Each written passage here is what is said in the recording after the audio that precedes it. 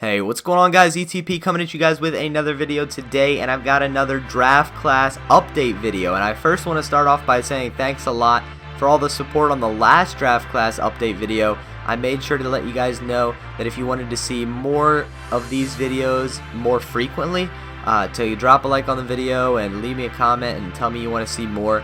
And you guys absolutely killed it. We got over 125 likes, we got a ton of comments, and that definitely lets me know that you guys like seeing these. So obviously we have the NBA draft in just a few days now, so I won't be doing a ton more of these draft class videos. I will be doing a lot of updates on the roster that I'm coming out with, and if you guys don't know about that, you definitely should check out the video. It's just a few videos back. You guys should definitely check that out if you're interested in my draft classes, because I know for a fact you'll love that roster that I'll come out with. So that'll be coming out on draft night. But I also will be probably doing some draft class update videos on my 2016 class. But once the draft passes, I'll basically be done updating my 2015 class, because there really will be no point because of my roster and all the rookies will be on there, and nobody will really need to use my 2015 class if they're using my roster. So that's enough of an intro. We'll go ahead and jump into some of these updates. As you saw right there, we had over 1.7 million downloads on this 2015 class, and we just broke 200,000 downloads on the 2016 class, which is absolutely insane. Thanks a lot for downloading. Glad you guys are enjoying it. So the biggest updates that I've done recently with this class are, number one, I had a lot of player movement because I believe it was June 15th, the deadline for European players to withdraw from the draft if they had entered early. That was June 15th, so a lot of young European guys withdrew from the draft. I took them all out of my class and I moved them over to my 2016 class. Most notably Timothy Luwawu and George DePaula. Those were the two biggest surprises. Also Alexander Vezenkov. He was another guy that was projected to possibly sneak into the tail end of the first round, and he actually withdrew as well. So all those guys were moved to my 2016 class, as well as some other ones. And that's what I did for player movement recently. I also added in a few new guys. The newest guys that I've added in, these are the newest ones. Some of these were from probably maybe a little over a week ago, but I haven't covered them in a video. So I added in Pat Connaughton. I already made a tutorial on him, so if you guys want to see how to make him, I posted the tutorial. I added in Nikola Milutinov. He's an early second round projection. I added in, let's see here, I know that I added in Satnam Singh right there from India, and he's a really intriguing prospect. You know, he's only 19 years old, 7'2", 290 pounds. Not very agile, but he's got a little bit of a jump shot, which is definitely, something you don't see from too many 7'2" guys, especially when you're 290 pounds. So he's very interesting. He's not very close at all to being ready for the NBA, but right now he's a late second round draft projection on Draft Express, so we'll have to see if anybody decides to pick him up. And if he does, get drafted, I assume he will be, playing in the D League for a while.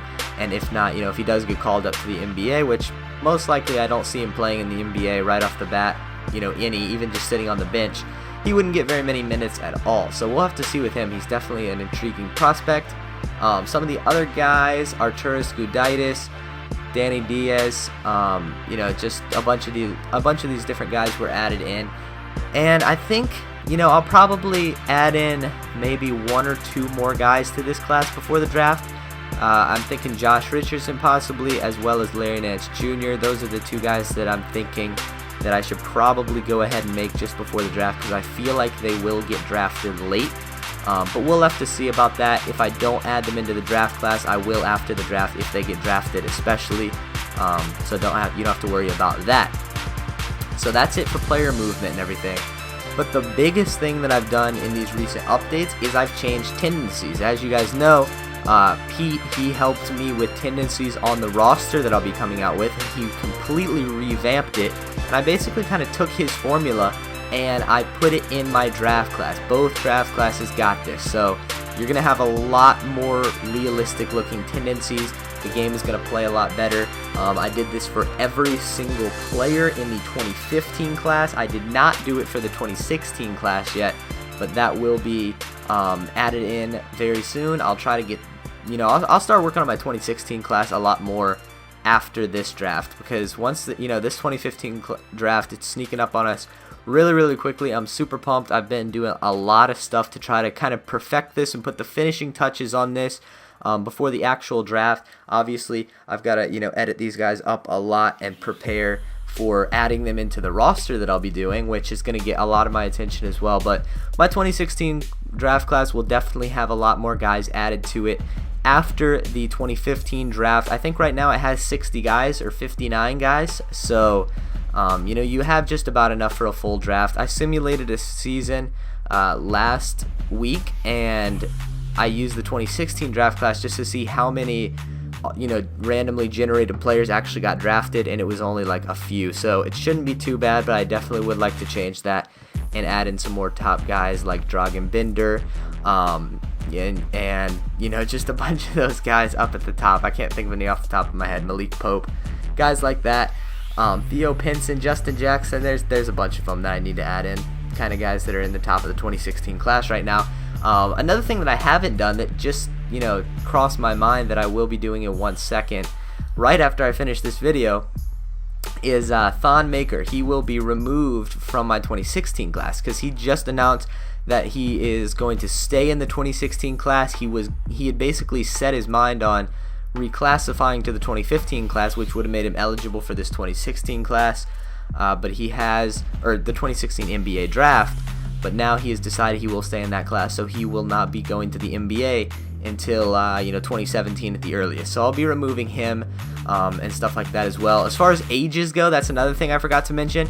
Ages I've not changed yet in the draft class, but I just got done changing the ages for every single player that I've created. But I'm still not 100% sure how I'm going to put that into my draft class. I know for a fact the way that I did it, it will work really nicely for my roster.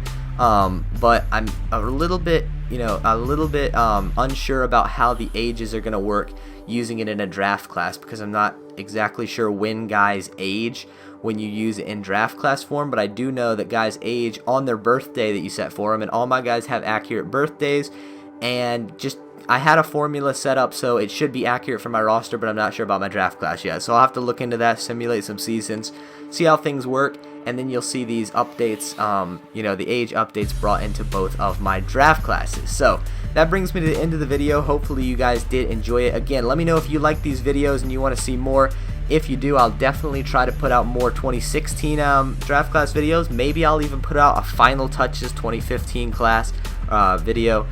And also, if you guys want to see more of these types of videos, I'll be doing a ton for my roster. And the more support we see on these videos, the more you guys let me know you want to see them, I'll definitely be trying to pump them out. So that's it for this one. I'll talk to you guys later.